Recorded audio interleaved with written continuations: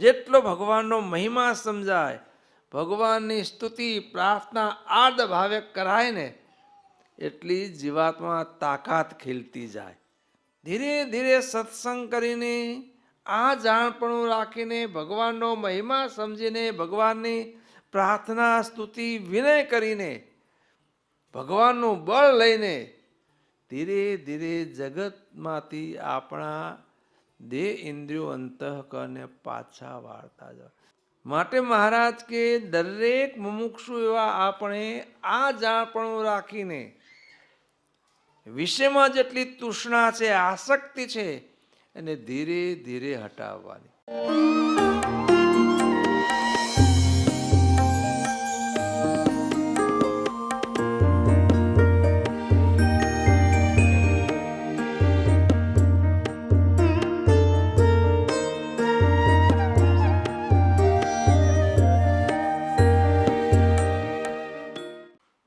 શ્રી સ્વામિનારાયણ ભગવાન ગઢડા પ્રથમ પ્રકરણના 60મા વચનામૃતમાં કહે છે, મહારાજ કહે છે, સર્વ સાધન કરતા વાસના ટાળવી એ સાધન મોટું છે. શું? સર્વ સાધન કરતા વાસના ટાળવી એ સાધન બહુ મોટું છે, કઠણ છે. કારણ કે વાસના છે ને, આ જીવે અનંત જન્મ ધર્યા છે. સમુદ્રનું પાણી છે એટલું તો આ જીવ પોતાની માતાના સ્તનમાંથી દૂધ ધાવ્યો છે. લો, તેટલા જન્મ, કેટલા જન્મ ધર્યા હશે? આટલા જન્મ ધર્યા છે. એ જન્મમાં જે એને કર્મો કર્યા છે ને, એ બધાના પાસ લાગીને અતિ પાકો કટેવાળો થઈ ગયો છે. પેલી તપેલીમાં, ગામડામાં પિત્તળની તપેલી હોય, કાયમ રસોઈ કરવાની હોય તો બહારના ભાગમાં કટેવાળો કરવામાં આવે. પછી કાયમ રસોઈ કટેવાળો જામતો જ જાય. એમ આ વારંવાર જન્મ ધરીને તે યોનિમાં તે વિષય ભોગવ્યા છે. બધાનો પાસ એવો જામી ગયો છે, એવી ચિકાસ જામી ગઈ છે ને, એ બધી કાઢવી બહુ કાઠી છે. એક જ વખતનો કટેવાળો હોય ને, એ તો તત્કાળ સાફ થઈ જાય. થોડું ભીનું કરો, પોતું ફેરવો, હાથ ઘસો, સાફ થઈ જાય. પણ કાયમી કટેવાળો જામી ગયો હોય ને, એ કટેવાળો કાઢવો બહુ કાઠો છે. એ તો ઈટાળીને ઘસો ને તોય ન નીકળ્યો. ઈટાળીને ઘસીએ, પથરોને ઘસીએ ને તોય નીકળે નહીં. બહુ ઘસીએ પથરો તો લીટા પડતા જાય, પણ કટેવાળો સાફ થાય નહીં. એમ આ જીવને તે યોનિમાં જન્મ લઈ જે વાસના વિશે ભોગવ્યા, એના જે સંસ્કાર પાસ લાગ્યા, આ વાસના છે. શું છે વાસના? શું છે? તો આ જીવે જે દેહ ધર્યા અને એમાં જે વિષય ભોગવ્યા અને એનો જે પાસ લાગ્યો છે, આ વાસના છે. એ વાસના ટળવી બહુ કાઠી છે. અને જ્યાં સુધી વાસના છે ને, ત્યાં સુધી આ જીવને જન્મ અને મરણ જન્મવું પડે છે. અને જન્મવું પડે એટલે મરવું પડે છે. એ બંને સાથે છે.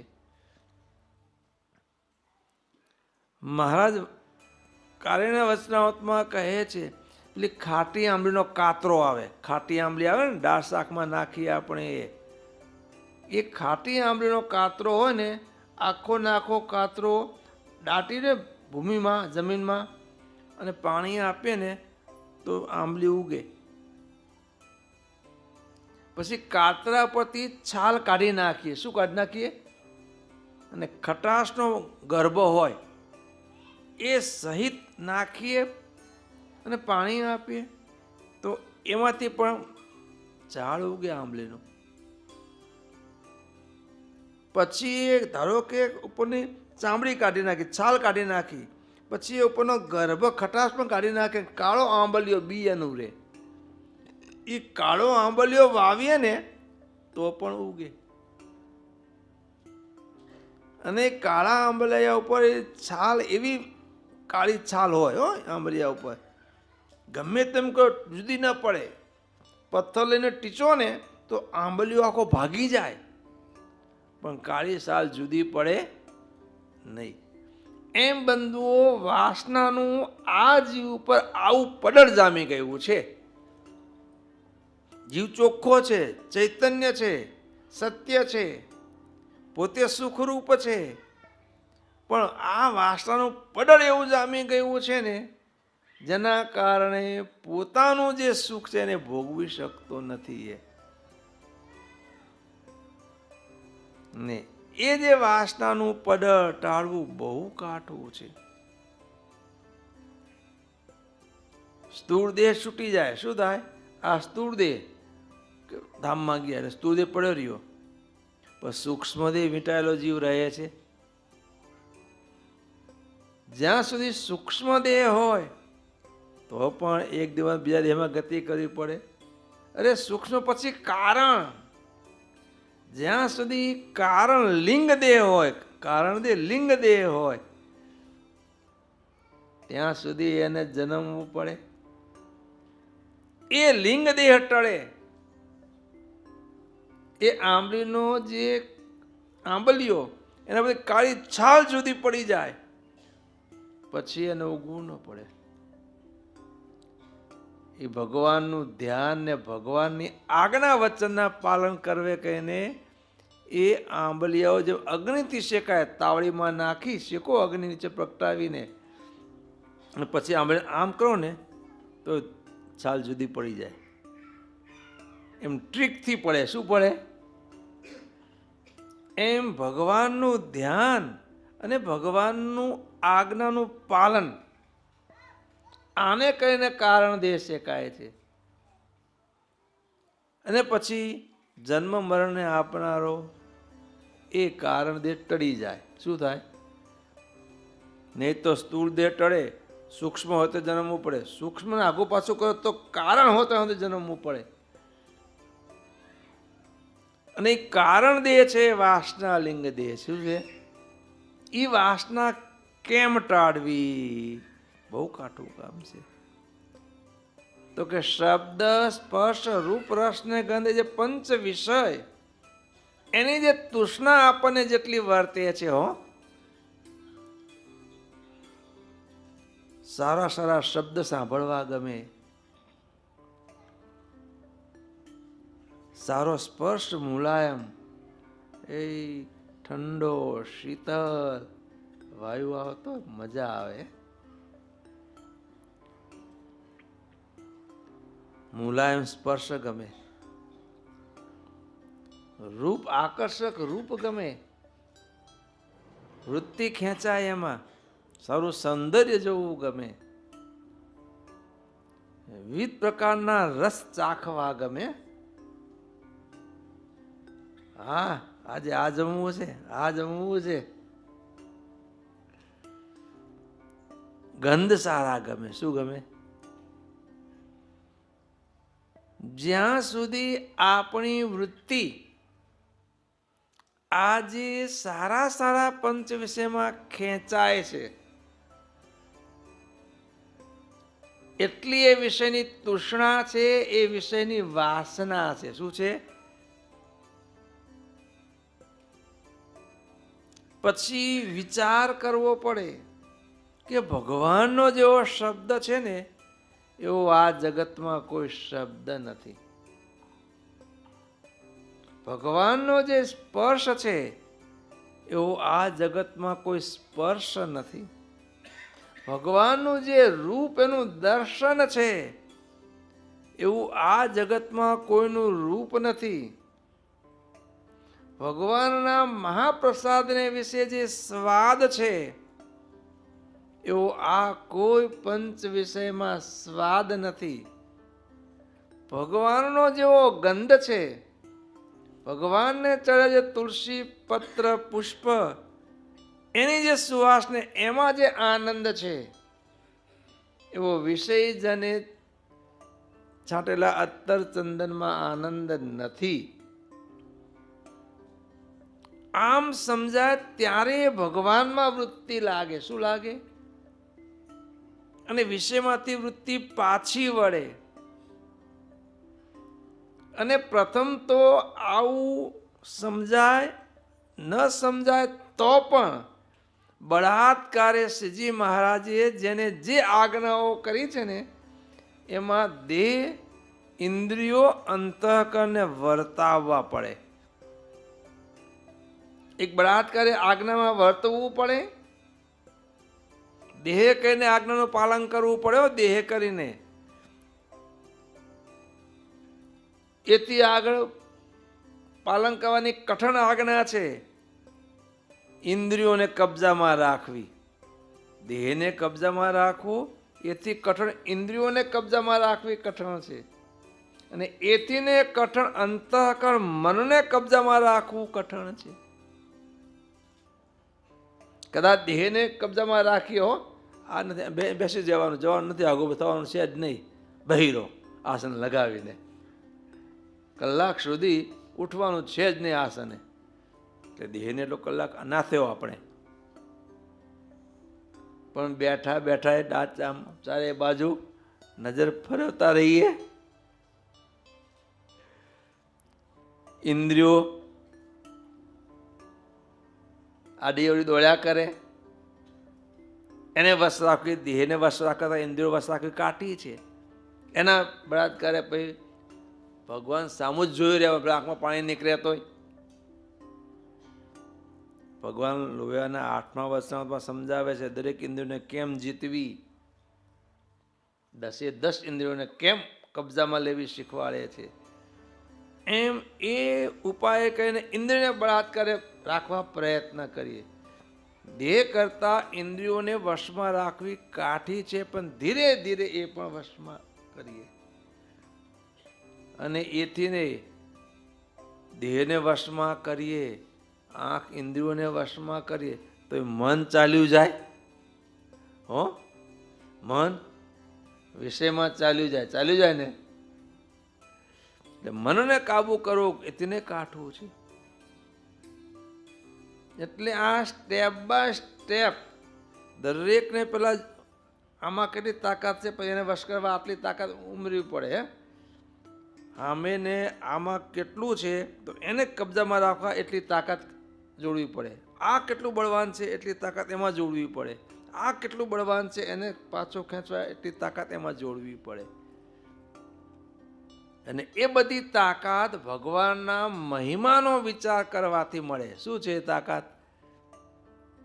એ તાકાત, એ પાવર તે દેહ, ઇન્દ્રિયો, મન, અંતઃકરણને નાથવાને માટેની તાકાત મેળવવા માટે ભગવાનની સ્તુતિ, પ્રાર્થના અને મહિમા, જેટલો ભગવાનનો મહિમા સમજાય, ભગવાનની સ્તુતિ પ્રાર્થના આર્દ ભાવે કરાય ને એટલી જીવાત્મા તાકાત ખીલતી જાય.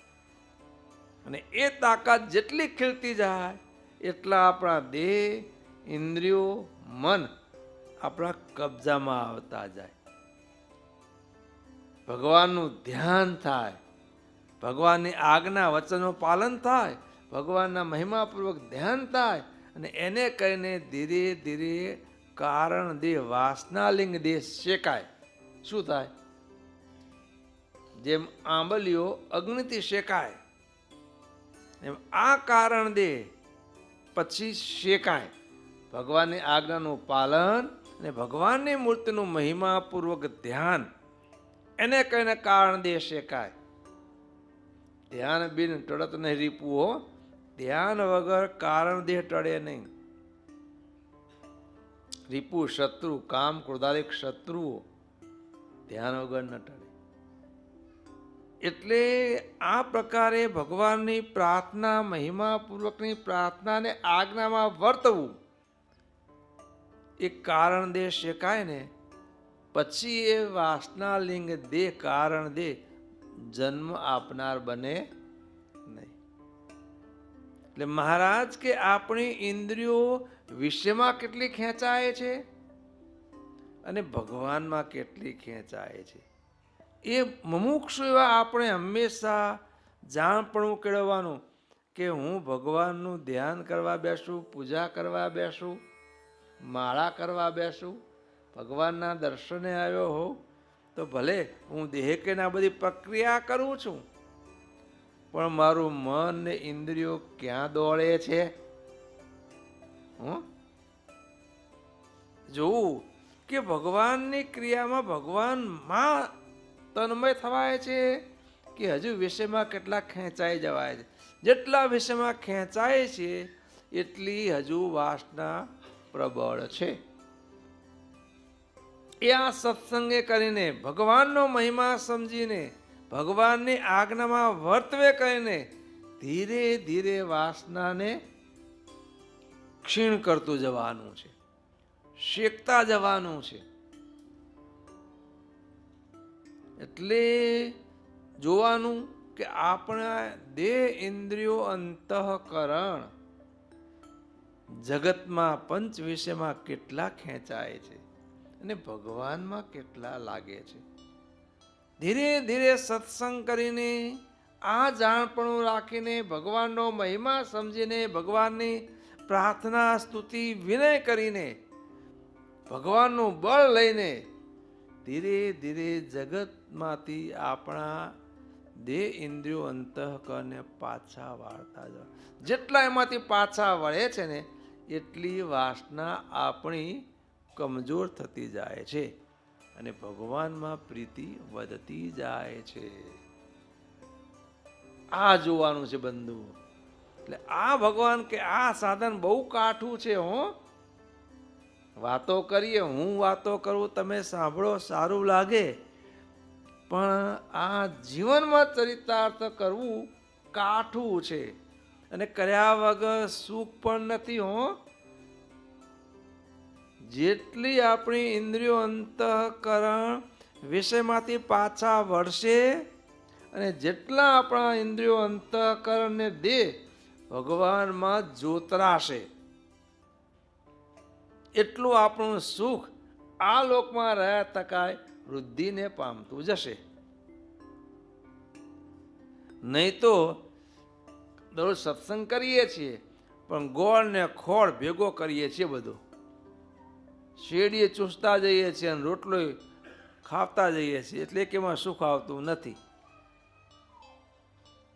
માટે મહારાજ કે દરેક મુમુક્ષુ એવા આપણે આ જાણપણું રાખીને વિષયમાં જેટલી તૃષ્ણા છે, આસક્તિ છે, એને ધીરે ધીરે હટાવવાની. અને કોઈ કે હું એક દિવસે હટાવી લઉં, ન બને. એ તો આવો વિચાર રાખીને, કાયમ જાણપણું રાખીને મંડ્યા રહીએ ને, તાણે ભગવાનની કૃપા ઉતરે, મોટાની કૃપા ઉતરે ને. મંડ્યા રહેવાનું છે, પ્રયત્ન કર્યા કરવાનો છે. મંડ્યા રહેવાથી, પ્રયત્ન કરવાથી પણ નિર્મૂળ નહીં થાય, પણ મંડ્યા રહેશું, પ્રયત્ન કર્યા કરીશું એટલે ભગવાન અને એમના મુક્ત પુરુષો આપણા પ્રત્યે કૃપા દ્રષ્ટિથી જોશે. બિચારો બહુ મંડ્યો છે. શું? બહુ મંડ્યો છે, એના વિકાર માત્ર ટળો. આટલો સંકલ્પ કરે ને કૃપા દ્રષ્ટિ નાખે ને પછી વાસના ગોતીએ જડશે નહીં. પણ આવી કૃપા દ્રષ્ટિ ક્યારે થાય? આપણે કાયમ મંડ્યા રહીએ તો, પ્રયત્ન કર્યા કરીએ, દાખલા કર્યા કરીએ તો થાય. બાકી હુતા હુતા કૃપા માગીએ ને તો ભગવાન કે પાત્ર નથી, અને હુતા હુતા ભગવાન કૃપા વરસાવે ને તો ઝીલીએ ન એકાય પાત્રતા વગર. માટે આપણે સત્સંગ કરીને આ વસ્તુને જાણપણું રાખી વિષયમાંથી ધીરે ધીરે વૃત્તિ ઓછી કરી, પાછી વાળી, ધીરે ધીરે ભગવાનમાં વૃત્તિ લગાડતા જવાનું. તો સત્સંગ કર્યાનું ફળ છે બંધુઓ. જે વાસના ટાળી સાધન કઠણ છે એ પણ આ સત્સંગે કહીને ટાળ્યા હો. કઠણ છે પણ ન થાય એવું નથી. મહારાજ આ જ પ્રકરણમાં ગરડા પ્રથમ પ્રકરણમાં કહે છે 30મા વચનામૃતમાં કે આ સત્સંગમાં થતી જ્ઞાન વાર્તાને ધાર્યા વિચાર્યા કરે. શું કરે?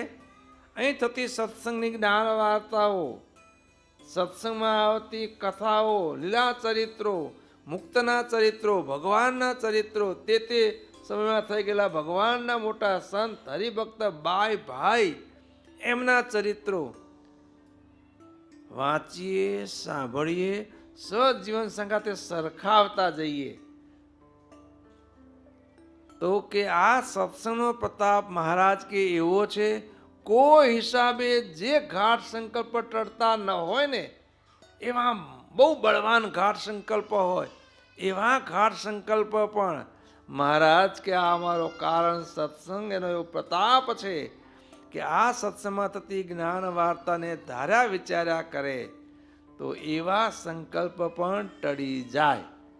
બંધુઓ હો, આપણને જે આ સ્વામિનારાયણ ભગવાનનો કારણ સત્સંગ મળ્યો છે ને, આ સત્સંગનો આવો પ્રતાપ છે.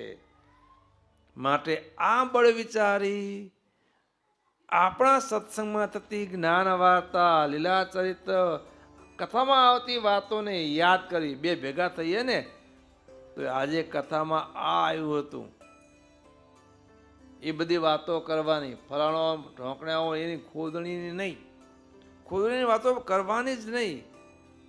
કરવાની તો કોઈ ગુણની વાતો કરવાની. ફલાણો ભગત કેવા ભગવાનને રાજી કરે છે હો.